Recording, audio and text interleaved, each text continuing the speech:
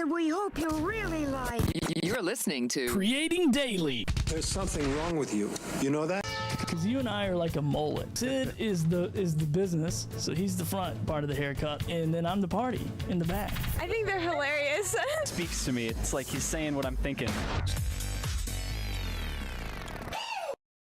All right, what is going on, everyone? Welcome to another episode of Creating Daily. I'm your host, Billy Thorpe, the guy who cooks bacon with his shirt off. I'm having so much fun today. I've probably had a little too much coffee, but we'll get into it. I got my friend John Wiley on here in just a few minutes. He's an 18-year radio host, previously in law enforcement, but now hosts a podcast and radio show called The Law Enforcement Today Radio show and podcast. Crushes it. Okay, when you talk about podcast growth, you talk about growing your audience, growing your community, getting sponsors. I mean, this guy is really blazing the trail for the rest of us. So I'm excited to have him on here in just a few minutes. And he's going to walk us through, how do we get our podcast syndicated? Is that even a good idea to get your podcast or your format or whatever that is syndicated? So we're going to jump into all those things, and I hope you're doing well. And if you're around somewhere, a subscribe button, be sure to smash that thing right now if you're watching on YouTube or Bullhorn or wherever you're watching or listening.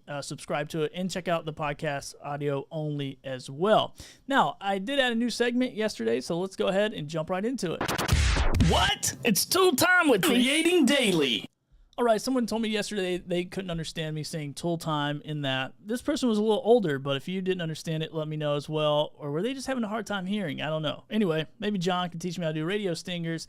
But today, one of my favorite tools that I'm going to be talking about is King Sumo. So if you're looking to grow your audience, connect with your audience, engage, King Sumo is a fantastic giveaway platform. They make it super easy.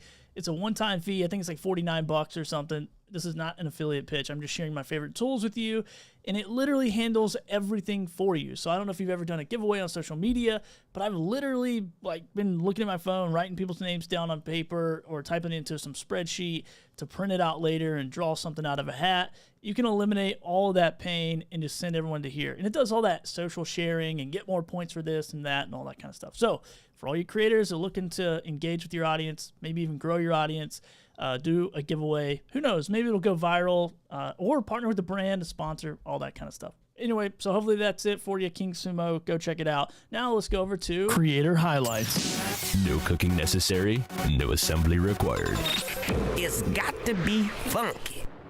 All right. Today's Creator Highlight is brought to you by my friends over at Maven Coffee. As I say most days, this is the best coffee in the world, not because I say so, but because it was literally voted with some other coffee stuff. So anyway, the award-winning coffee, I don't know, go check them out. They work with small batch micro lots from Colombia. They work directly with the farmers. It's delicious. I'm drinking it every day, multiple times a day. I would drink a bag a day if I could, but mavencoffee.com, go check those guys out, doing an amazing job in the coffee space. Now, for my creator highlight, I got my friend Jody Kringle. Now, she is just an amazing person, first of all. She is a voice actor, a solopreneur, podcaster. She's done a lot of jobs, I should say. Sorry, I'm stuttering all over the place. Jobs for big brands, some of the biggest brands on the planet. Amazing person when it comes to audio branding. So go check out her podcast, the Audio Branding Podcast. You can check it out wherever you listen to your show. And she's literally talking about, what it is for marketing. What is your voice for marketing? Audio branding. I mean, she is the person to go to when it's talking about the power of your voice. So go check her out. Go to onesheet.pro/Jody Kringle, and you can check out her stuff there and bring her on your show. Have her on your show or whatever to talk about the power of voice.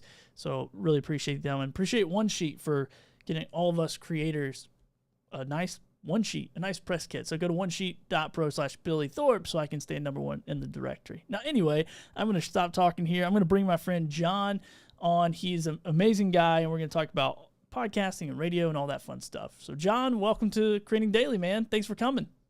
Billy, thanks for having me here. It's a pleasure to be with you.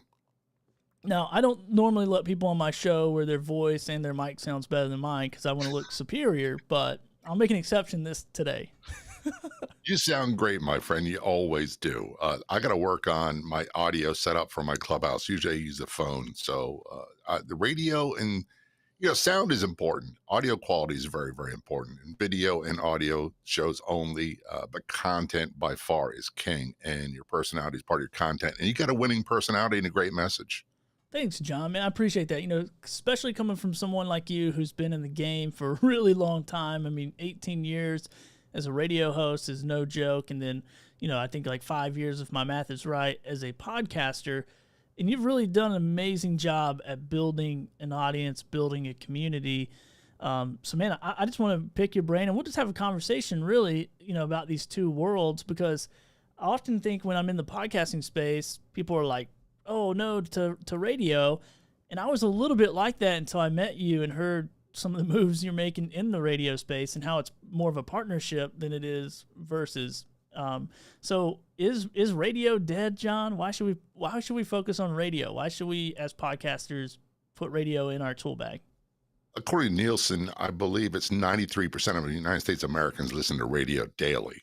So that's still a huge number. If you want to get in front of a large audience, it's a great way.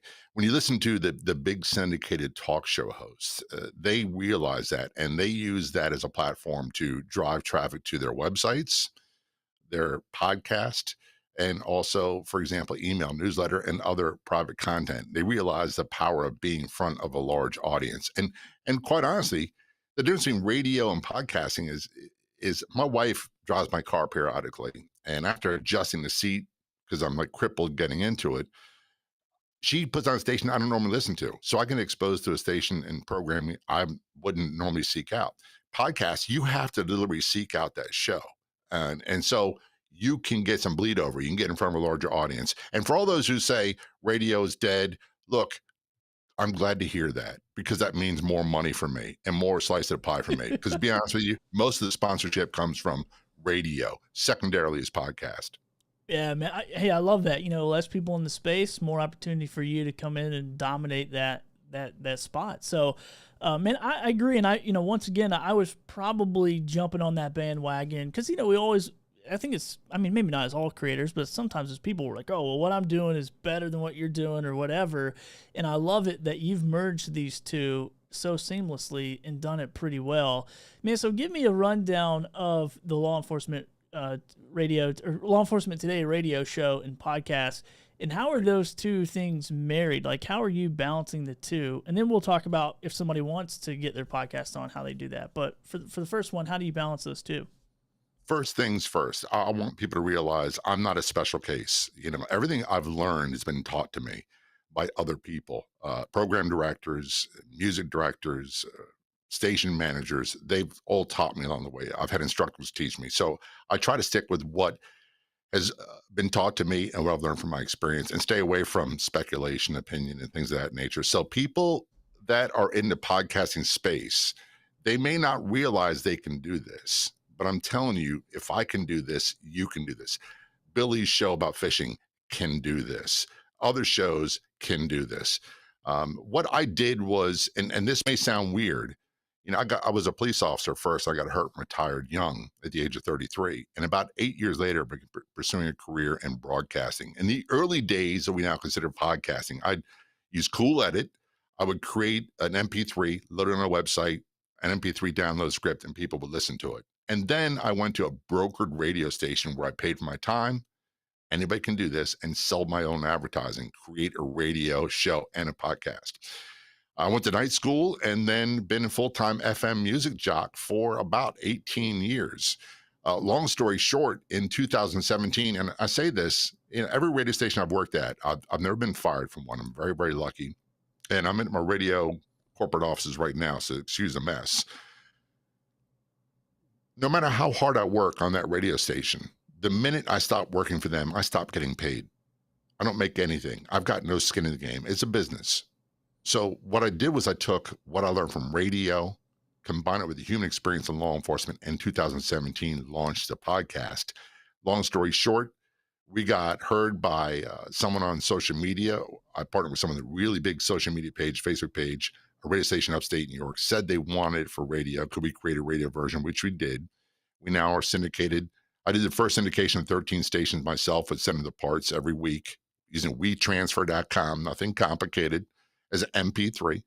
And Then my syndicate right now is Talk Media Network, and we're on 81 stations broadcasting once a week to about 24 million combined population. Then it goes on as a podcast. And I'll close on this segment with this. In the very beginning, I had a very specific reason why I wanted to do the podcast. I had a very specific audience.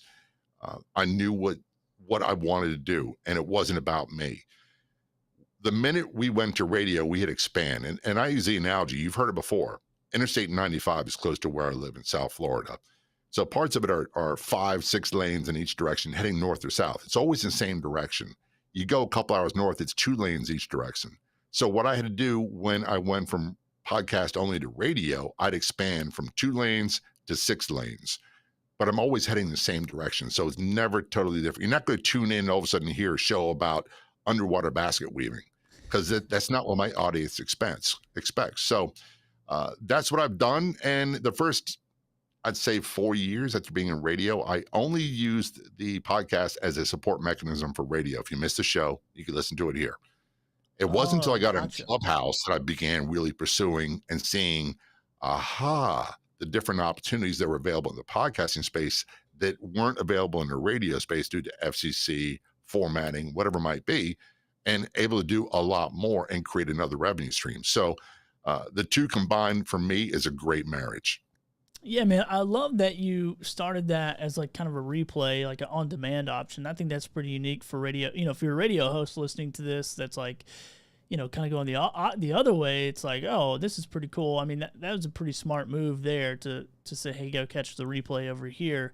Now, you said that you had the podcast, you're doing the podcast, and then you created that show for radio. So what's the difference between like a radio show format and a podcast format, or is there a difference there? For me, and for a lot of people, there's a huge difference. One of the things I say is, and I say it, and here's what I love about Billy and a few other people.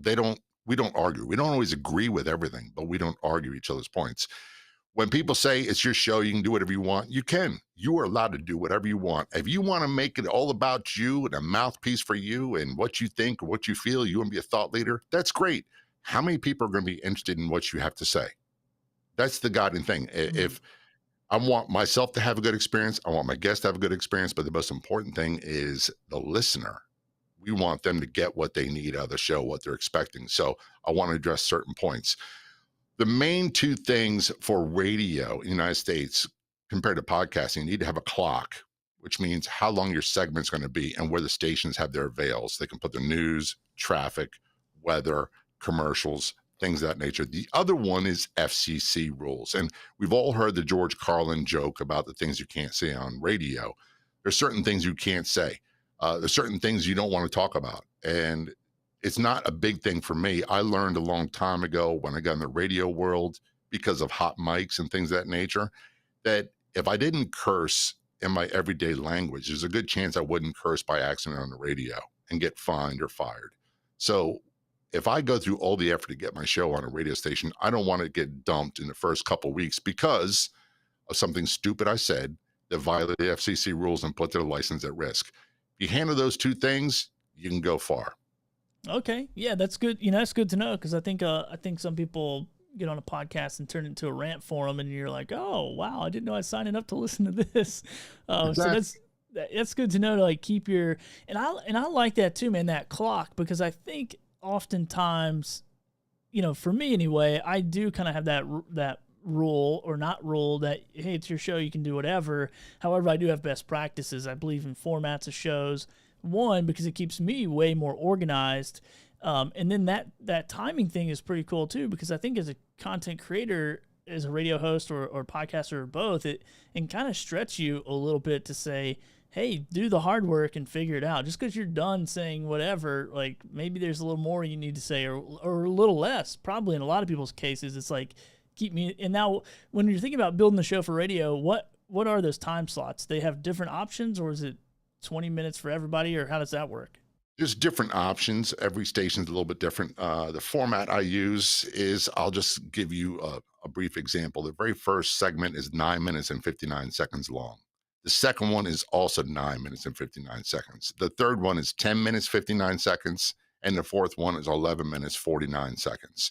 I can put my commercials, my call to actions, billboard reads in the beginning of each segment, end of each segment. So that's the station knows this is how much time allotted. My syndicator has this is how much time I'm allotted, and this is where I can put my weather, my traffic, my news, whatever it might be. The other big difference is bumper music. When I do an intro, it's always 10 seconds long on the radio version, and I lower the volume of the music because if they need to do an overlay of station ID or whatever it might be, they can do that. Of course, I shorten that dramatically for the podcast version. So that's a basic clock. And if people need an example, they can go to my website and they can download one, see the one I use, and see the PDF version and also the text version as well. Yeah, man, that's awesome. I love that. Thanks for breaking that up because I'm, even creating daily, I'm sitting there like, okay, what kind of formats am I going to do? And I'm used to TV, and I think TV was like 28:30 or something of that nature. So it was always like, man, it was so tough because I worked where people are just like, oh, we're going to record a bunch of stuff and you're going to take it into the editing suite and you're going to figure out how to make all this content make sense, tell the story, and hit it at 28:30.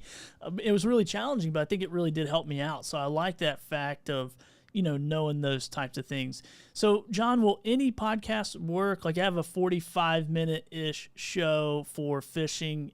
Is any podcast qualifying for this type of radio show, or what have you seen works the best when it goes from podcast to a radio show?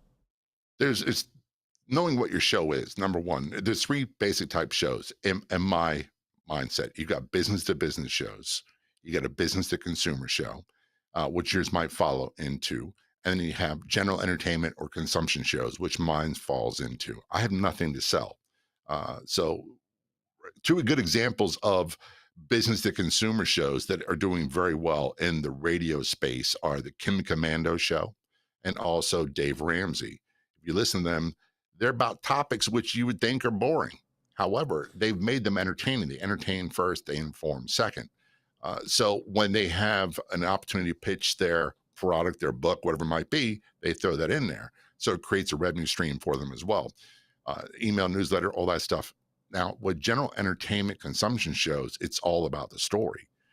So the people who are really good at what they do will take a business to consumer show like yours and weave in some entertainment story factors, not just make it facts. When people say, I want to be an authority figure, I want to increase my standing in the community, what people know exactly who I am. In the radio world, that doesn't work well. If you're going to do that, you can do it. However, you're going to pay. You're going to pay what they call brokered stations. And you can do that. It's an option for everybody. You can broker a show in New York City. I think the last time I talked to someone, it's about $1,300 per hour in New York City. Los Angeles, number 2, is close, but you'll be in front of probably 1 million people. So local stations, it could be less. It could be anywhere from $50 to $100 an hour. But if you make it a commercial show and don't have entertainment value where you are a draw, you're going to have to pay. So my show is done only on barter. That's the other option. And it gives them content, and they have spaces where they can sell their advertising, their sponsorship, and things of that nature. And it's a win-win for me, the radio station, and the syndicator as well. Okay, gotcha. Yeah, that was a question I was about to ask you. Rich Graham here over on YouTube. Actually, I'm bringing it up here on the screen. Says, "Wow, Billy, great topic. Do stations air shows for free? Do they charge podcasters? Do podcasters pay?" So it sounds like there's a little bit of a mix in that option. It all depends. It depends on your show. Look, I don't pay anybody. It just doesn't work. My business model doesn't contain something I sell. When you turn on your radio station on the weekends and you hear a real estate show, or you hear a mortgage show, or you hear vitamins, sports, sometimes sports shows on weekends, it's a contradiction from their normal format. That's normally brokered content. So here's one thing. My syndicator, Josh Lang from Talk Media Network, has signed up 3 podcasters, I believe, to do syndicated radio shows.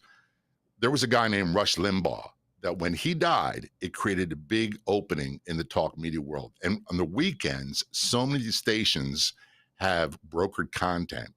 And what happens is, it's a ratings killer because it's an infomercial. And there's a reason why infomercials on TV are on late at night, because they kill ratings. But when you have brokered shows where people are paying for it and they stop paying, all of a sudden it's a nightmare for the PD. It's a nightmare. And I say PD is program director. It's a nightmare for the general manager. So they want to put in stations or programs that will attract listeners, their primary listeners and secondary listeners. They want to increase their weekend audience. So for me, I don't pay. It's barter only. All right, gotcha. Now, are these radio stations, are they niche? You know, you and I've kind of talked about finding your audience, your niche, knowing what kind of content you're creating and who you're creating it for. Are radio stations doing that, or are they just saying, hey, we want a variety of talk show style shows to fill time? On the weekends, the great thing is it's less niche. And so I'd say 85% of the radio stations I'm on are AM with FM translator news talk stations. And they can be either conservative or progressive. My show is neither. It's a personal experience show. It doesn't get into politics, so it doesn't chase away listeners for either one. Then I'm on some stations which are primarily weekends. Almost all the stations are on my show, and some of them are music. They're predominantly AC or Christian based music. And my show's a total departure from that. But see, nothing about my show will chase away listeners. All it can do is attract new listeners to their station. The other plus for them is it gives them content they can sell. I'll give you an example. My sister did radio sales for years in Virginia. Her biggest client on AM, FM news talk stations was a pawn shop with a gun range. They paid massive amounts of money to get in front of her audience. So when my show is highly sponsorable, and it gives content that will appeal to most stations. I'm on a classic rock station, some AC stations, a couple Christian music stations, and the rest are predominantly news talk stations on weekends. Okay, man, that's pretty crazy. Yeah, that's awesome. I love the opportunity for variety there. So you kind of mentioned something about licensing there for a minute. So if I get in touch with a radio station, which I'm going to ask you that in just a few minutes, of how do I do this? And they say, yeah, we want to play your show, we want to air your show. Do I still own all the rights to my stuff? Okay, gotcha. Yeah, I own all my content. I have a silent partner. I own all my content. Syndicated means that they can play your program. We use radio as an example. Your program any time of day or night they want. It's fed through Westwood One satellite. They just put the numbers in their log, boom, boom, and it's automatically there and it's fed to their listeners. They don't own it. Same with the podcast. I own my podcast only, and I'm solely responsible for the content I put in there. So they don't own it. When I work for a radio station, for example, the group I work for now, when I do voice tracks in the Florida Keys on the music station there, they own it. I'm an employee. My show, it's my baby. It's my business. Okay. Yeah, that's good to know. I was curious about that. And here's a question that came in from John, another John. He says, how do you feel about creating an internet radio station opposed to FM, AM radio? Look, I have a chance to be on, I've been on some FM, AM radio stations, internet radio stations with my show. As long as I don't have to pay for it, I'm open to it. Most of the internet radio stations don't get much of an audience. So always bear that in mind. Would I create one with the way the royalty rates are for music nowadays and internet? No, I would not. And then you have to buy the music itself. So even oldies, the amount of money you're going to pay monthly overhead wise can be a big nut that'll strangle you. There's a royalty fee with music everywhere else. Talk, there's no fees. So look, everything I create, everything I put out there, everything that's sponsored, it's 100% profit to me. That's awesome. So when you're signed up with, through a radio station, I guess you're getting the licensing to use music, or is that something that you're not doing, is playing music? No, I don't do that at all. I have a local rock band in South Florida has an instrumental song, and I approached them a long time ago, said, hey, can I use this? And they sent me email. So I've been writing this, used by permission. So when on the music radio world, as an employee, they pay a licensing fee. They pay royalties every month to different companies to use music. So you can use that there. In the podcast world, you can't. A lot of the AM, FM news talker stations, they may be part of a cluster that has a license to play copyrighted music. Others don't. I don't have time to create a radio version that has different music from a podcast, right? Music that I have permission to use. Other than that, I don't use any music at all. Okay, gotcha. Yeah, that's good to know, because I think, maybe somebody would go, oh, I'll do a radio show. That'd be kind of fun. So essentially, John, are you breaking up is your podcast and your radio the same amount of segments? Are you just repurposing that content, or are you shooting a podcast and then recording a radio show? Or how does that work in your workflow? That's a great question. First of all, 95% of the podcast content is from a radio show. The only difference is in the radio, I open with an intro, and then I have what I call a teaser. It's about 15 seconds of me saying what's coming up in that. Then I have the sponsor. Then I go into the content of the show. And each segment I gave you links. With the podcast version, I move the teaser first. So the very first thing someone hears when they tune in is me, my voice, and what's coming up in that episode. And I try to use language that is powerful, that is explosive, that gets their interest. Because having respect for listeners' time is one of the most important things. The one thing that you and I have that we can't replace is time. So if they spend part of their day with me, I want them to be served immediately. So when they hear my voice and this is what's coming up, for example, the one I just did today, which is an older episode, I reloaded it with the new intro. It's about a very complex, difficult investigation and arrest of a serial killer back in the 1960s that created a lot of racial unrest in the town this man worked in. So I started exactly with that kind of terminology. And then I went in the intro. So the big thing is I could also do podcast material that doesn't work for the format of radio. And people don't like the term pay for play, but when someone approaches me to be on the podcast, if their story doesn't fit the format, they have another option. And the option means I have to work, then you're going to pay for it. So we can do paid placement for infomercials or whatever it might be in the podcast version. I don't do a lot of them because, quite honestly, most of the people, when you say to them, oh, yeah, that'd be $5,000, they go, no, never mind. Yeah, so, but I can do short special episodes. I can do a 20-minute episode in the podcast. There's things I can do on there that I can't do on radio. It's a perfect marriage. Yeah, man, that's cool. I like it. I like that you're using that content. You're doing it once. You're using it multiple times. I know we don't have a ton of time, and we got marketing, promoting, and all this kind of stuff. So it's really nice to be able to sit down once and kill two birds with one stone. So say I have created a show, may have created a podcast, and now I'm really curious about getting it on a radio station. Who in the world do I even reach out to? Do I call a radio host friend, or is there a website? Where do I go? The first thing is you go to, and everybody who's a podcaster should go there and get a free membership. It's allaccess.com, ALLACCESS.com. It's the North American radio and music industry website. So they have Canada, North America, some Central America, and they've got job forms in there for free. Membership there, by the way, is free. You got internet, they got a directory of stations. First thing I would do is go to stations in your market where your radio show resides, where your podcast resides. Reach out to them and email them. Don't waste a lot of time and money creating intricate packages to send to them, because if they don't have an opening, it's not happening. And chances are it's going to take a while, but start emailing. And that's what I did. I created an email list, and it took me probably about a year. So I've got about 6,000 radio decision makers across the United States. I email them about once every 3 weeks. Wow. So that took a long time to build, but once you developed an email relationship in a business-to-business world, then it's all fair game. The other thing is, if you don't look where the information is being put out there, there's forums for radio, there's format forums, there's talk, there's music, there's podcast only, there's social media. There's a lot of other forums in there. You get free information. Membership's free. And it's a great way of getting people to get to know you. Okay.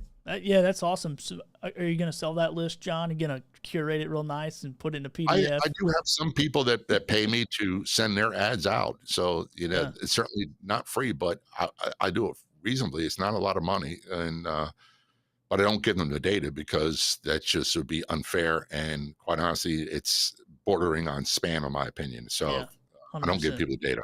Yeah, man. No, I totally understand that. Yeah, I guess I was more asking like, hey, is there a service or something you provide? So that's kind of cool, man. That's pretty neat of you to do that. And probably, I'm sitting here going, wow, could this show be on radio? Now, Your when show it, absolutely could be on radio. See, your fishing show has mass appeal. It has mass appeal. You know the numbers. You know your audience. How many people fish off a the lot, coast of North Carolina? a How lot. much money is poured into that industry every day? There's television shows, Wicked Tuna Outer Banks about that, and there's lots of money to be made in that. Here's the thing: you probably need to have about 40 minutes worth of content. A lot of content you have already, you can edit it a little bit, shorten it up, and make it fit the clock and be ready to go. But one thing is, why not? How many stations out there in Virginia, North Carolina, South Carolina are looking for content like this? You just want to be in front of them when they decide, oh, the show's now gone. I got to fill it with something. What about that fishing show? Remember Billy Thorpe and that fishing show he had? Let's try that for a while and give it a 3-month run and see what happens. All right. Yeah, that's pretty cool, man. That's awesome. So, and if whoever's listening, if you guys got questions, feel free to hit in the comments. Just put a little Q : ask your question, and we'll put it on the screen. We'll ask John those questions because he's a wealth of knowledge. Like 18 years in the business, already telling you how to reach out. Even starting today, reach out to these guys and gals and pitch your show to be on these networks. So John, is there any other like prep stuff I need to do before I reach out to these people? Do I need to put a show together in a radio format and have samples? You need to have a demo. And I recommend 2 demos that you send in your email newsletter to them, or email you, whatever. You're just doing it 1 email at a time, that's fine. You can use SoundCloud. That's what I use. And your demo is going to be about 2 minutes. And what you do is you have about 15-second segments, and you try to show them a variety of things. So, for example, a show like yours, you'd have the intro and the first demo. You'd say, hey, this is Billy Thorpe. This is the name of my show. Here's my phone number. And you go, boom, right into it. You put little sound effects in between each segment. So you'd have 15 seconds, the intro. Then you'd have a little bit, hey, we got a contest coming up. Learn how you blah, blah. Then in the next segment, which is the interview.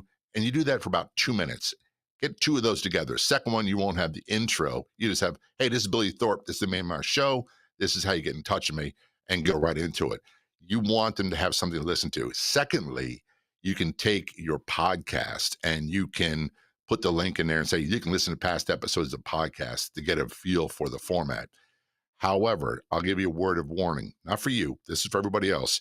If you have content in there that is going to scare the bejesus out of program directors and threaten their FCC license, yank it. Don't put it on there where they can hear it, because they'll say, nope, not taking the chance on this guy, this girl, whatever it might be. Here's the real truth. You and I are big in sponsorship. You and I are big into creating revenue from what we do. A big part of my revenue is radio. I show advertisers and sponsors radio, podcasts, social media, and other things that they can be in front of. It's not just the podcast. When it's just about the podcast, it becomes all about CPM. And you and I both agree. Yeah. CPM means costing podcasters money. That's not the real definition. But the other thing you want to do is go through your social media before you start contacting people. And anything you have in your social media that's questionable, get rid of it. Get rid of it. Just take this weekend and start scrubbing your social media. Start scrubbing your old episodes of your podcast before you reach out to anyone. Because the slightest thing, what they don't want to have happen is that they take a chance on you. They don't want their phone ringing on Monday morning. People saying, hey, this guy's, we want to boycott your station, your sponsors, because we don't like his content or something he or she said. So get rid of it. So John, I mean, I love that you said that. I love you brought it up. Make sure you're presenting, make sure you're being professional. You want to be on a professional radio station, show up like a professional. So is there like a list of rules where I can go find that on your website or some other website where I can kind of get a little checklist of like, what's the type of things I need to eliminate before I present? Do a thing like FCC Rules for radio, you'll find them in there. If you go to All Access, you'll find them. Most of what we talk about is common sense. this goes back to Well, that's why I asked the question. I don't know how many people have that anymore. Look, there's certain things that Joe Rogan can get away with that I can't get away with. There's certain things that Colin Kaepernick can get away with that I can't get away with.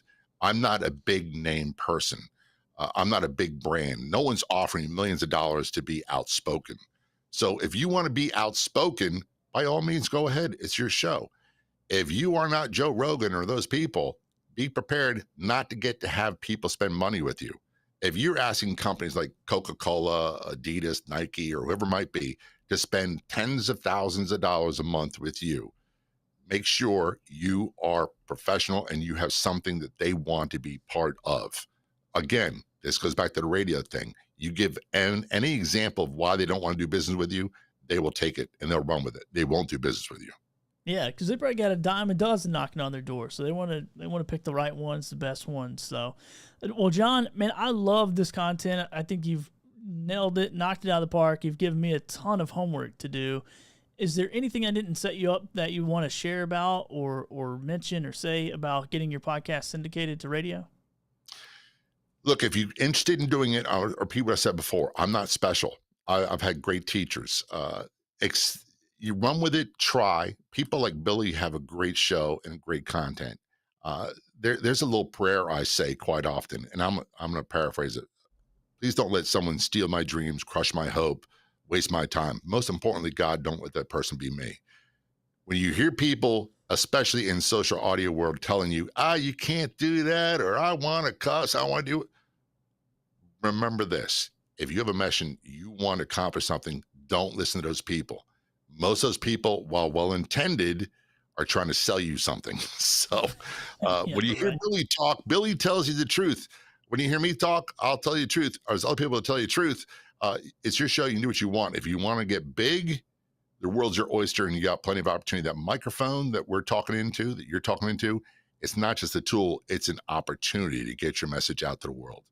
Awesome, John. Love it, man. So real quick, before we wrap this thing up, let people know how they can get in touch with you. Where's the best place to go? Because I know you do a lot of different things. You're on Clubhouse, doing a lot of podcasting and radio rooms, and helping people out, man. That's what I love about you, is you're a wealth of knowledge, and you're giving it away as fast as you can, and helping everybody out. So how can we find you? And if there's opportunity to do business with you, or a program or something, feel free to share that as well. Yeah, you can find, you do a Google search for Law Enforcement Today radio show, or go to talkmedianetwork.com. Look at the programs, look for Law Enforcement Today, you'll find me there. The podcast, anywhere podcasts are served, just type in Law Enforcement Today podcast, you'll find it. I'm in Clubhouse quite a bit. I've got my own website, podcasting2radio.com. That's the number 2. Lots of free tools on there you can download. We've got rooms that we do. I'm also a club pod leader, and I try to give from my experience and stay away from speculation or stuff I've heard, or get into arguments with people, and stay away from my opinion. So feel free to follow me on Clubhouse, and when I can help out, I'll be more than happy to. Awesome, John. Appreciate that. And you guys can find all those things in the show notes and the description. John, once again, really appreciate you, man. Your wealth of knowledge. And I'd love to have you back on the show sometime to talk about sponsorship, something near and dear to both of our hearts. Oh, that's right. You made a little joke the other day about my sponsor baby, because look, I want people to understand this. And I'm going to close on this. Those of you with the podcast, if you are not searching for a big Facebook page to get your show on, if you're not leveraging big Facebook pages, you are wasting a huge opportunity. That's how I got in front of a large audience. We've been sponsored since the 3rd month. First sponsor was a year. Second sponsor was about 2.5 years. Then it was about 9 months of no mail response, and I just signed a big one for about 6 figures a year. So it takes a lot of work, but it's like birthing. You have people who think there's an overnight success. Yeah, good luck. There's a few. But you're going to work, and you're going to work your tail feathers off. If you want to make money with this, just be prepared to put in the work. I love it, man. I love it, John. Thank you so much again for being on the show. Definitely having you back, because we're gonna hash out the sponsorship stuff, because I know it's my favorite thing is talking about how do you make money with this stuff. We spend so much time on it. So appreciate you, John, and we'll catch you later, man. Appreciate you. Pleasure being here. Thank you. All right, everyone, that is my friend John Wiley. Be sure to go follow him. It's going to be all in the description, so you can get in touch with him. And we're going to talk about those sponsors. I'm going to bring him back on the show. That's a promise, because there's a lot of opportunity here. And he's talked about now, how do you grow your audience? How do you get out there in front of millions of people and millions of ears to listen to your content, get to know you as a creator, get to know your content, and build that community and build that audience so you can go to those sponsors. And you don't have to have a huge audience, but you definitely have to have an audience. And I don't know about you guys, but literally just now, John gave us the winning recipe of how to grow that and get in front of more people every day or every week, every month, whatever your frequency is. So do the homework. You know, maybe a few of you, if you're really interested, maybe you reach out to me. Maybe we do it together. Maybe we figure out a little system where we can, work on this together, because I'd love to get my show out there in front of more people as well. Definitely my fishing show, maybe creating daily down the road. Would be super amounts of fun. So if you enjoy this content, hit the subscribe button, hit the like button, go to buymeacoffee.com/Billy Thorpe and buy me a cup of Maven coffee, by the way. That's where I'm going to buy. Or go buy me a bag of coffee, and I'll give you my address. You can ship it to me. Or those guys know it. Just tell them, hey, I'm buying Billy a bag of coffee. But anyway, really appreciate you joining me. Come back tomorrow. I'm going to be here 2 p.m. Eastern time tomorrow to talk to my friend Kane about building a podcast community. We're so focused on building our audience. We're so focused on getting people to listen to our show. But how do we bring them a step closer? How do we bring them a little deeper and turn those audience members into community members? And I just launched a community that actually launches tomorrow. Very timely. So I'll share a little bit of my experience about that as well. But until then, go hit your record button. Go hit your go live button, whatever it is. Get your message out there. It matters. It's important. And most of all, just have a really good time. Thanks for watching. We'll talk to you soon.